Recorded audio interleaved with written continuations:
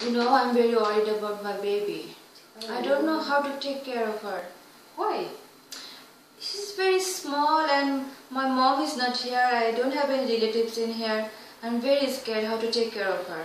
Yeah, it's very sad, but I have a solution for you. I Really? know of a place where you can get... Okay, where? In the local library. Okay. Okay. Yeah. There is a nurse who normally comes there once a week. Okay. Yeah, and she helps moms. Really? Should Yeah. I have been should I be a member of this library?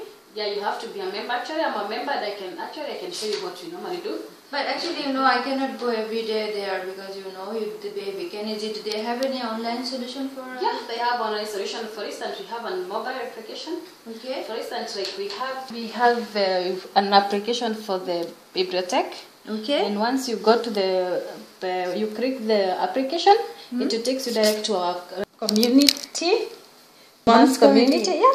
You log in with your ID and your password. Okay. Photos and calendars of the event, which is for the next event. Oh, that's a very good idea. Yeah, for the next event. And then, like, if you click the video, yeah, you are going to see different videos, like for instance, this video.